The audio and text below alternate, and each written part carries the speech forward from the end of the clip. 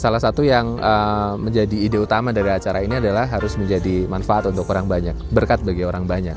Dari karya-karya kita, katakanlah karya-karya Mas Arswendo selama ini, itu apakah memang didesain untuk menyentuh sisi-sisi itu? Ini harus berguna nih buat orang banyak, harus bisa dimanfaatkan lah begitu. Ya tidak secara langsung, tapi keterpihakan mungkin. Jadi kayak saya bikin cerita, kemudian jadi sinetron, kemudian bisa 300 episode kayak Keluarga Cemara gitu ya. Iya saya bikin aja gitu. Bahwa itu lebih nggak kejujuran itu nomor satu misalnya gitu. Bahwa keluarga itu untuk saya nggak ada tandingannya, itu kekuatan. Segala-galanya. Segala-galanya. Bahkan saya bikin novel juga judulnya Sudesi, sukses dengan satu istri. Ya betul. Tapi ketika itu menjadi bagian yang ketika saya bicara keluarga itu penting, selesai. Bahkan itu ilmu itu harus saya peroleh aja, saya harus masuk penjara sekian tahun untuk dapat keluarga. Ternyata ternyata mempertahankan keluarga itu everything. Satu prestasi. Iya. Satu prestasi. Tidak gampang itu ya. Tidak gampang bahwa kamu bisa titelnya pangkatnya naik bisa, tapi kalau mempertahankan keluarga nggak bisa, nggak hebat. Baik, ini pesan juga ya. Ya, untuk harus keluarga-keluarga. Untuk keluarga itu terutama itu kekuatan sendiri, dan yang lebih daripada itu kepada keluarga itu bukan hanya kamu dan istri dan suami, tapi terutama sekali, nah ini yang paling pokok, generasi berikutnya, anak-anak ini yang paling diselamatkan. Biasanya orang lebih mementingkan pekerjaan, mementingkan karir, nama, terutama nih artis-artis seperti Mas Arswendo ini ya. Ternyata nama tidak bikin silau ya, keluarga tetap yang utama ya. Keluarga itu nama akan lebih keren. Baik, bisa jadi ini pertanyaan yang terakhir. Tadi Mas Arswendo mengatakan sampai ratusan episode dibayar sama. Ini biasanya orang-orang yang baru berbuat baik itu terus saya dapat apa gitu. Apakah ada sisi-sisi lain yang katakanlah Tuhan memberkati Mas Arswendo itu dari jalan-jalan yang bahkan tidak secara langsung dari Keluarga Cemara atau karya lain yang berusaha menginspirasi orang, istrinya satu saja deh, nggak usah macam-macam, keluarga yang paling utama. Ada tidak sih hal lain yang tidak kelihatan yang diterima sebagai bayaran? Bukan yang kalau itu dengan sendiri ya, begitu saya sukses dengan Keluarga Cemara, tawaran banyak sekali. Saya bikin Satu Kakak Tujuh Ponaan, kemudian sinetron dengan ini, tapi bukan itu. Yang justru jamahan dari Tuhan misalnya kita katakan begitu, atau berkat yang luar biasa itu justru ketika sedang tidak terlalu sukses begitu. Ketika saya masuk penjara gitu, saya bertanya-tanya untuk apa sih saya masuk penjara? Dan jawabannya cuma satu, sederhana dan simple, mengerti keluarga itu iya, tapi hubungannya dengan Tuhan, bahwa Tuhan menyintai saya sebelum saya mengerti.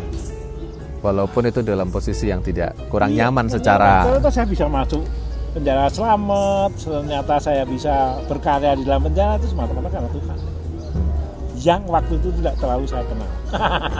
Boleh tidak saya mengatakan dari seburuk apapun yang kita alami, itu sebenarnya kasih sayang Tuhan ada di sana. Iya. Kita tidak bisa nangkep itu dengan jernih apa enggak. Nangkep pasti bisa, tapi bisa nangkep dengan jernih apa tidak, itu aja masalah. Karena begitu dadak, termasuk di dalam itu saya bikin lagunya pasti semuanya tahu, Menghitung Hari, itu karena itu.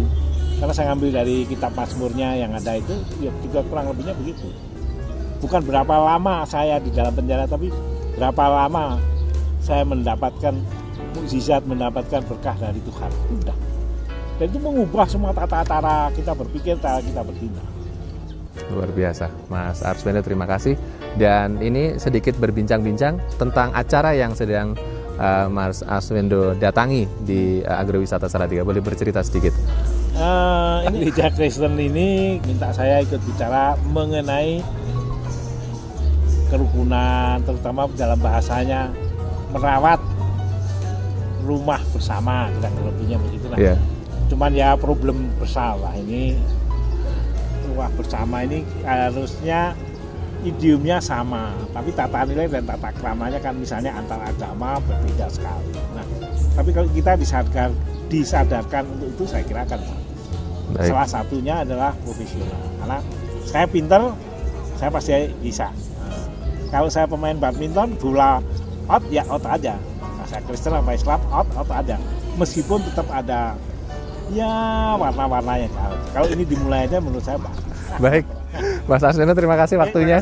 Mudah-mudahan tidak kapok. Sampai jumpa kembali di Amin. Sampai berjumpa kembali di program Saksi selanjutnya. Satu kamera, sejuta inspirasi. Ya, hari ini kami Sinode Gereja-Gereja Kristen Jawa syukuran untuk 84 tahun usianya.